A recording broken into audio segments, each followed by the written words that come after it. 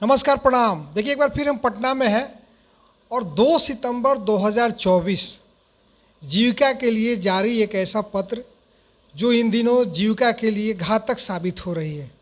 लगातार जीविका दीदी इस पत्र को वापस लेने को लेकर लगातार प्रत्येक ज़िले में जमकर आंदोलन कर रही हैं, जिसका असर अब राज्य सरकार के ऊपर दिखने लगा है, जिसके वजह से अब उनके तरफ जो है कि राज्य सरकार जो है कि कई ऐसे नियम निकाल रहे हैं ताकि जो ये आंदोलन हो उसको दबाया जा सके।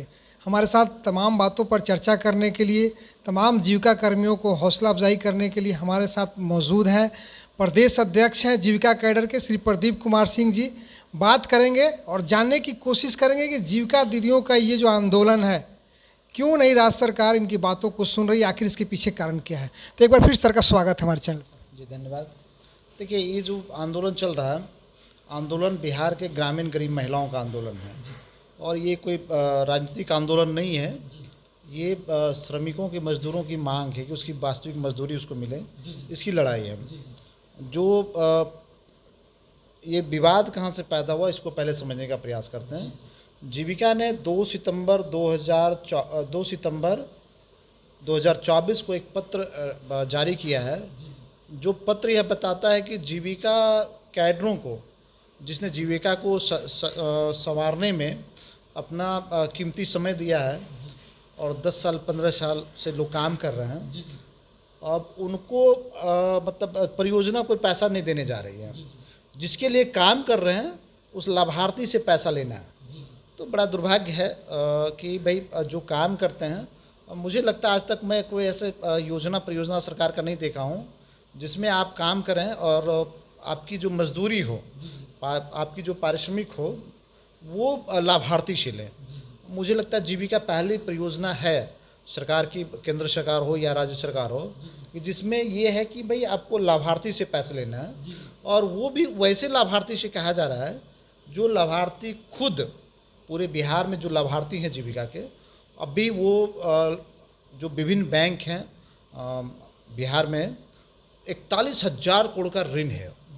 41,000 करोड़ की जो कर्जदार हैं, उन महिलाओं से के संगठनों से कहता है कि भाई आप काम के बदले उससे अपनी मजदूरी लीजिए।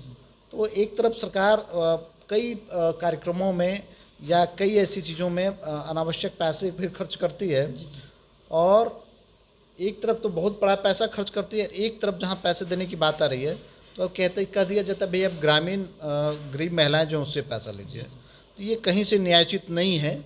मुझे लगता है कि इसका प्रतिकार होना चाहिए और हो भी रहा है। आप अगर देखते होंगे तो लगातार पूरे बिहार में जीविका के कैडर और दीदियाँ मतलब एक उग्र रूप ले चुकी है।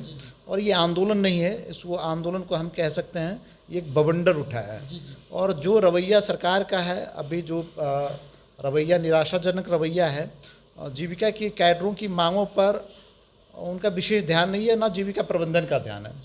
और ये बवंडर हमको लगता है कि जो मैं देख रहा हूँ कि महिलाओं का जो ये है, मतलब नीतीश कुमार, माननीय मुख्यमंत्री नीतीश कुमार के प्रति जो आक्रोश है, ये बवंडर कहीं नीतीश कुमार की कुर्सी को उखाड़ के कहीं और ना फेंक दे, क्योंकि ये आधी आबादी की बात है। और फिर इतनी आधी आबादी की जो मांग है, सरकार उसको अनदेखा कर रही है। ये रियल में, सच्चाई में ये चिंता का विषय है। सरकार ध्यान नहीं देती है। और मैं आज तक जहाँ तक जान पाया हूँ, समझ पाया हूँ, तो माननीय मुख्यमंत्री जी को सिर्फ अपनी रैलियों में जीविका दीदियों का भीड़ चाहिए। उसका हित कैसे हो, उसके समस्याओं का समाधान कैसे हो, उसको अधिकतम लाभ कैसे मिले, ये उस पर नीतीश कुमार जी का कभी ध्यान नहीं जाता है। तो ये जो सारी चीज़ें हैं कि सरकार का और ख़ास करके माननीय मुख्यमंत्री जी का जो जीविका दीदियों के प्रति सौतेलापन है, जो सौतेला व्यवहार है, उसके प्रति जीविका दीदियों में आक्रोश है। और ये आज आक्रोश, ये आंदोलन नहीं, एक बवंडर का रूप ले चुकी है। बस यहीं तक है। उसके बाद मुझे लगता है कि आंदोलन को अगर रियल में ख़त्म करवाना चाहती है सरकार, तो जो हम लोगों की मांग है, जो बिहार प्रदेश जीविका कैडर की मांग है कि जो 2 सितंबर 2024 को पत्र जारी हुआ, जिसको हम लोगों ने काला कानून नाम दिया है, उसकी वापसी हो, तभी ये बवंडर रुकेगा, ये आंदोलन रुकेगा। इसके अलावा कोई उपाय नहीं है। जी, हमने देखा है कि कल कई अखबारों में भी ये खबर आई थी और सोशल मीडिया पर कि जीविका दीदी जो ज़मीनी स्तर से जुड़ी हुई हैं, उनकी मांगों को राज्य सरकार कहीं न कहीं अनदेखा कर रही है, तो उसका खमियाजा जो है कि कई पदाधिकारियों के ऊपर देखने को मिल रहा है। इसके विषय में क्या राय है आपकी? देखिए, मुझे लगता है कि ये इसके लिए पूर्ण रूप से सरकार दोषी है।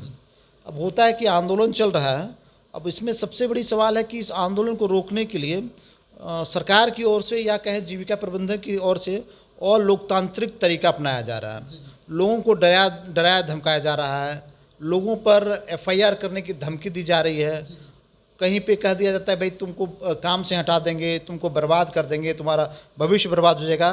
तो ये जो अलोकतांत्रिक तरीका है, जिसकी कभी भी संवैधानिक जो अधिकार है हमारा कि भाई आप अपनी मांगों के लिए, अपने अधिकारों के लिए धरना प्रदर्शन कर सकते हैं, हड़ताल कर सकते हैं, ये संविधान प्रदत्त अधिकार है मेरा। इसको लोग जो मठाधीश हैं जीविका में बैठे हुए या सरकार के इशारे पे इसको अपने पैरों तले रौंदने का प्रयास कर रहे हैं, लेकिन ये आंदोलन रौंदा नहीं जा सकता है क्योंकि ये बिहार की आधी आबादी का आंदोलन है। तो ये जो लगातार चल रहा है कि भाई एफआईआर कर देना है, लोगों को झूठे मुकदमे में फंसा दो, उसको भविष्य बर्बाद कर दो, उसको काम से हटा दो, ये कहीं से न्यायोचित नहीं है। मैं इसका मुखालफत करता हूँ। और दूसरी चीज़ है कि जब ये आदेश आया तो कई ज़िलों के डीएम ने इसका पत्र जारी किया और पत्र जारी करने के बाद कई अनुमंडलों के अंचलाधिकारी एसडीओ साहब ने भी पत्र जारी किया, लॉ एंड ऑर्डर की व्यवस्था कई जगह अंचलाधिकारी ने किया है। तो मुझे लगता है ये सरकार के इशारे पे हो रही है। अगर सरकार अगर इस तरह से हथकंडा अपना रही है कि आंदोलन को कुचलने के लिए प्रशासन का दुरुपयोग किया जाए, तो मुझे नहीं लगता कि जीविका दीदियाँ इतनी कमज़ोर है कि भाई वो उस आंदोलन के उस धमकी से डर जाएगी। हमको लगता है इसका खामियाजा नीतीश कुमार को भुगतना पड़ेगा। और मुझे लगता है कि आंदोलन करने का या अपनी मांगों को, अपनी बातों को, अपने विचारों के व्यक्ति की स्वतंत्रता हर एक व्यक्ति को, जीविका दीदियाँ, जीविका कैडर संवैधानिक तरीके से अपनी बातों को रख रहे हैं। और शायद डीएम साहब भी कुछ जगह पे चिट्ठी निकाल दिए हैं, पत्र निकाल दिए। मुझे लगता है उनको जानकारी का अभाव था, उनको जानकारी नहीं थी। मैंने पूरे बिहार में 8 सितंबर को एक बैठक हुई थी, उसमें हुआ था कि भाई नहीं, हम लोगों को इस पत्र को का मुखालफत करना चाहिए, विरोध करना चाहिए और इसलिए हड़ताल किया जाना चाहिए। उसी परिप्रेक्ष्य में मैंने 9 सितंबर को जीविका के सीईओ मुख्य कार्यपालक पदाधिकारियों को पत्र दिया था कि आज से सारी दीदियां हड़ताल पर, जीविका के कैडर हड़ताल पर रहेंगे और ये सूचना दे के हड़ताल किया गया है। फिर भी इसको कुचलने का जो प्रयास किया जा रहा है, मैं इसकी कड़े शब्दों में निंदा करता हूँ। कहीं से लोकतांत्रिक नहीं है। और जब ये चीज़ें हुई कि भाई धमकाने लगा, तो भी मैंने फिर लगा कि मुझे लगता है कि अब सर पानी से ऊपर हो गया है, तो मैंने एक पत्र लिखा और पत्र लिखा है बिहार के मुख्य सचिव को। वो उसमें पत्र में बिहार के पुलिस महानिदेशक को, उसके बाद वो पत्र है विकास आयुक्त बिहार को, और फिर वो पत्र है आरडीडी सेक्रेटरी को, आरडीडी सेक्रेटरी बाद जीविका के सीईओ को है। और मैंने तमाम बिहार के तमाम जिला पदाधिकारी, आरक्षी अधीक्षक और जिला परियोजना प्रबंधक जीविका को उस पत्र की कॉपी भी हमने की है। तो मुझे लगता है कि उसके बाद से कुछ मामलों में कमी आई है, धमकी देना जो था उसमें कम हुआ है। और मैं अभी आपके चैनल के माध्यम से बताना चाहता हूं कि हमारी दीदियां मजबूती के साथ इस आंदोलन को जारी रखें और कोई भी विपत्ति आने से पहले उसका भाई इस विपत्ति को रोकने के लिए तैयार है। अगर ज़रूरत पड़ी तो जीविका कैडर संघ के भाई बहनों के अधिकार की लड़ाई के लिए कोर्ट जाना पड़े और इन धमकियों को मतलब उखाड़ फेंकने के लिए जो धमकियां दी जा रही है, ऐसे लोगों को मैं कहता हूं जो धमकी दे रहे हैं वो असामाजिक तत्व हैं। आंदोलनकारी असामाजिक तत्व नहीं है, इस जीविका के पार्ट है। और जो धमकी दे रहे हैं वो असामाजिक तत्व है।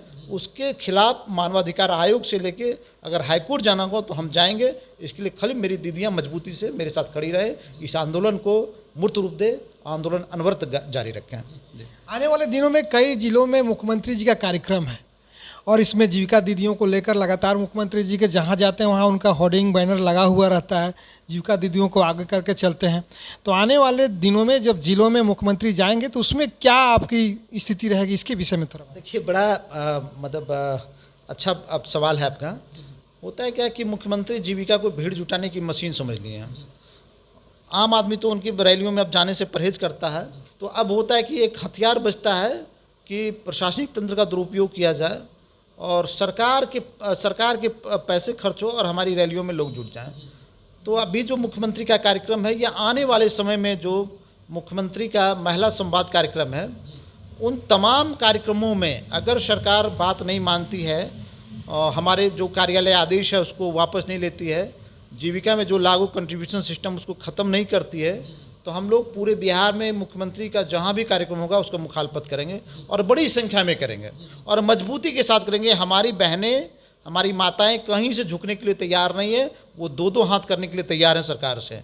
तो मैं दावे के साथ कहता हूं कि जहां भी मुख्यमंत्री का कार्यक्रम होगा हम लोग उसका मुखालफत करेंगे और ये तब तक मुखालफत होगा, तब तक विरोध होगा जब तक ये कार्यालय आदेश नहीं वापस नहीं हो जाए, जीविका कैडरों की 10 सूत्रीय मांग नहीं मान ली जाए, तब तक हम लोग मुखालफत करेंगे। और पूरे बिहार में, मतलब पूरे बिहार में मैं कह दूं कि जहां भी कार्यक्रम हो उसका विरोध होगा मुख्यमंत्री जी का। और सबसे बड़ा है जो इनका एक ड्रीम प्रोजेक्ट था, भाई महिला संवाद कार्यक्रम हमको करना है, उस पर अभी तो ग्रहण लग गया है, संघ ने ग्रहण लगा दिया है। आप पहले मांग को माने तभी हमारी बहनें, हमारी माताएं आपकी महिला संवाद कार्यक्रम में जाएगी, नहीं तो महिला संवाद तो ऑर्गेनाइज करने की बात छोड़ दीजिए, सोचना भी छोड़ दीजिए अब मुख्यमंत्री जी। इसलिए सबसे पहले जीविका कैडर, बिहार प्रदेश जीविका कैडर संघ की जो मांग है, उन मांगों को आप सहानुभूतिपूर्वक जैसे भी हो आप उसको पूरा करें। जरूर यही जीविका दीदियाँ आपके साथ रहेगी, नहीं तो ये जीविका दीदियाँ तो मुझे लगता है अभी तो कई जगहों पे आती जीविका दीदियाँ कहती कि नीतीश भैया हम अगर कुर्सी से बैठा सकते हैं तो हम कुर्सी से उतार भी सकते हैं। तो जीविका दीदियाँ अंतिम में वो भी करेगी। आपको वाजिब काम का वाजिब दाम मांगना कोई गुनाह तो है नहीं, वाजिब काम का वाजिब दाम तो ही मांग रही है। उसके बाद जो आपने सिस्टम डेवलप किया वो सिस्टम एक तरह से हम लोगों ने उसको कहा कटोरा, मतलब काम कीजिए और कटोरा लेके भीख मांगिए। ये तो कहीं से भी हमें नहीं लगता कि मानवीय मूल्य पर खरा उतरता है। मुझे लगता है कि इस पर सरकार को अविलंब विचार करना चाहिए और वो 2 सितंबर को जारी कार्यालय आदेश को वापस ले और जीविका कैडरों की जो 10 सूत्रीय मांगे उसको सरकार माने, तभी कुछ हो सकता है। नहीं तो मुझे लगता है कि ये जो मैं बता रहा हूँ बार बार, ये जो बवंडर उठा है बहुत कुछ बिहार में परिवर्तन ला देगा। आने वाले समय में अगर आंदोलन और आगे बढ़ता है, निश्चित है कि बढ़ेगा ही, तो क्या आपकी राजधानी में भी कुछ बड़ा कार्यक्रम तय करेंगे सरकार से वार्ता के लिए? देखिए, हम लोग लगातार अभी जिलों में कार्यक्रम चल रहा है और मैंने तो एक नारा भी दिया था कि या तो चलो राजधानी या चलो जंतर मंतर। अगर सरकार बात नहीं मानती है तो हम लोग अपने जो लोग हैं, कोर कमेटी के लोग हैं, हमारे संगठन के जो प्रदेश स्तर के लोग हैं या जिला हमारे अध्यक्ष हैं, हम लोगों ने उसके साथ एक बैठक करके सहमति बनाएंगे और 2 ही ऑप्शन बचता है, या तो दिल्ली पे चढ़ाई करो या पटना पे चढ़ाई करो। दोनों देश की राजधानी हो या अपने राज्य की राजधानी हो, कहीं चढ़ाई करके मजबूती के साथ उस आंदोलन को अंजाम तक पहुँचाएंगे।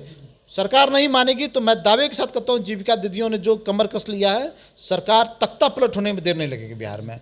मुझे लगता है कि करोड़ों जीविका दीदियों और लाखों कैडरों की मांगों को सरकार को अविलंब मानना चाहिए, नहीं तो सरकार डेट मीन्स नीतीश कुमार जी, माननीय मुख्यमंत्री जी, इसका अंजाम भुगतने के लिए तैयार हैं। अभी हमने देखा सर कि लगातार आपको कई जिलों में जो है कि आपके जो कई जीविका कैडर हैं उन्होंने कई सांसदों को पत्र लिखा है, दिया भी है, मैंने फ़ोटो भी देखा है, विजुअल भी देखा है। तो क्या और आने वाले दिनों में और लोगों को जो है कि जैसे विधायक हैं, सांसद हैं, मंत्री हैं, उनके समक्ष आपकी जीविका दीदी पहुँचेंगी? देखिए, हम लोगों ने पहला प्रयास जो किया है कि बिहार के तमाम, जिसको हम जनप्रतिनिधि कहते हैं, जनता के प्रतिनिधित्व हैं, उसके माध्यम तक सरकार तक हम अपनी बात पहुंचाएं। इसी क्रम में कई सैकड़ों विधायकों को, कई सांसदों को पत्र दिया गया है, कई अन्य लोगों को, जनप्रतिनिधियों को पत्र दिया गया कि सरकार तक आप बात रखें। सरकार के कई मंत्रियों को, कल भी 2 मंत्री को मांग पत्र दिया गया है, पंचायती राज मंत्री माननीय श्री केदार प्रसाद गुप्ता जी को और खाद्य एवं आपूर्ति मंत्री जो हमारी हैं लेशी सिंह, उनको पत्र दिया गया कि भाई आप सरकार तक मेरी बात पहुंचाइए, आप मंत्रिमंडल में हैं। और वो पत्र देने के साथ साथ पूरे बिहार में इतना आक्रोश है कि मुख्यमंत्री का पुतला फूंका जा रहा है, मुख्यमंत्री मुर्दाबाद के नारे लगाए जा रहे हैं, काला कानून वापस लो, इसके नारे लगाए जा रहे हैं। और मुझे लगता है कि अब तो यही बच गया कि भैया मुख्यमंत्री का पुतला तो फूंका गया है। अगर सरकार बात नहीं मानती है तो मुझे नहीं लगता कि जीविका दीदियाँ मानेगी।